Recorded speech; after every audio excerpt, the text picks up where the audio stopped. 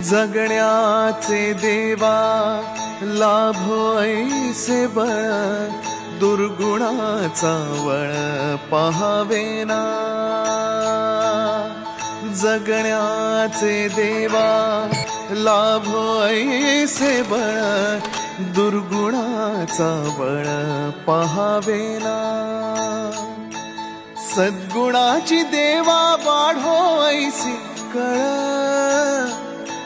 मरणाची झळ साहवेना।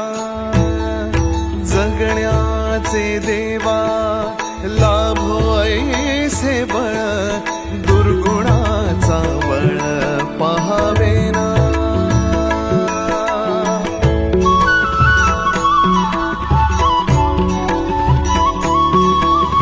तुझ्या दारी दावी पांडुरंगी तळ, उन्मादाचा मळ झाकवेना। विठ्ठलाची आस वाढावी सरळ, विषाचे गरळ टाकवेना। जगण्याचे देवा लाभो ऐसे बळ, दुर्गुणाचा बळ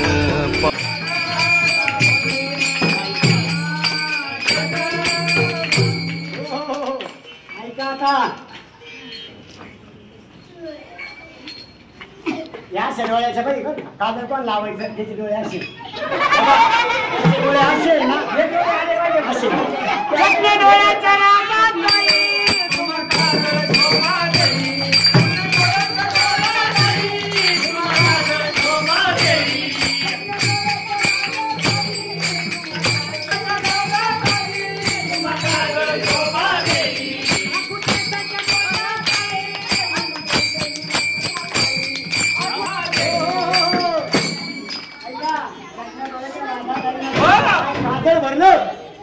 चकण्या डोळ्याच्या कोणत्या ताई?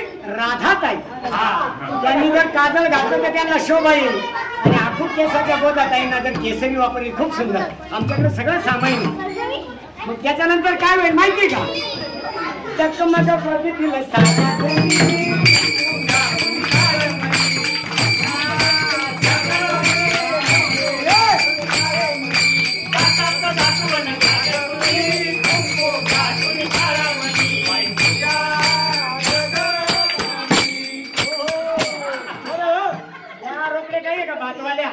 त्यांच्या डोक्याची उवा झालेल्या उवा सुद्धा मॅडमच्या सुद्धा घालत्यामध्ये मी सुद्धा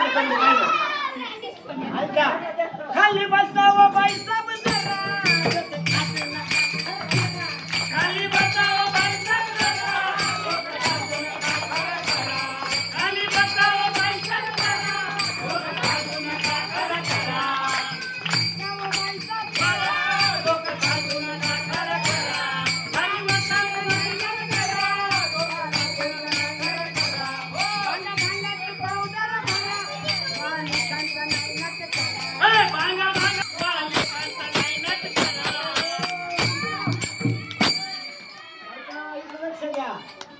आपल्या ह्या शरीररूपी धोका झालेल्या कशाच्या विकाराच्या आपल्याला त्यांचा नाश करायचा आहे।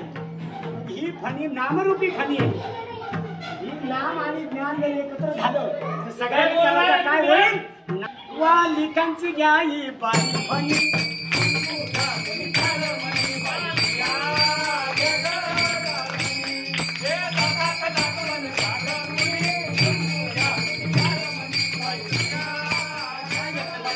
पोपट बावली खाची मनी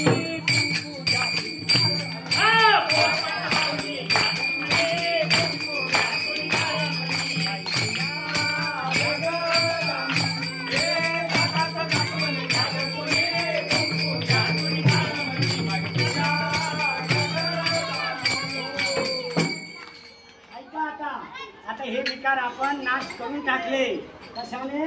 भगवंताच्या नामाने निवृत्ती ज्ञानदेव सोपान मुक्ताबाई आधी संत जन डोळा होती आणि गुरुगुंडासी घेऊन पाहती।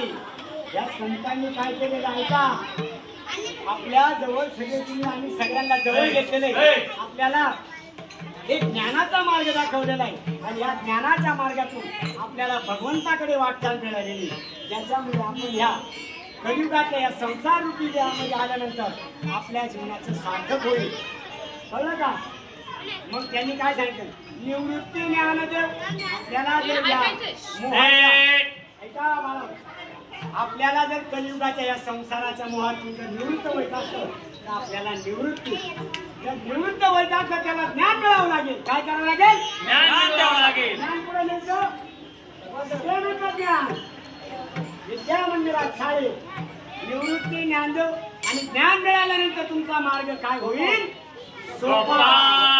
निवृत्ती ज्ञानदेव सोपान आणि सोपा मार्ग भेटला तर नंतर तुम्हाला शेवट चांगली मुक्तता भेटेल. तुमच्या मनाजोग त्या सगळ्या गोष्टी होतील. कळलं का? निवृत्ती ज्ञानदेव सोपान मुक्ताबाई आधी संतजन भीमातिरी गोळा होती आणि गुरुदासी जेवणी पाहतील काय म्हणते? हे पै दाताच्या दर्पण घ्या ग कोणी.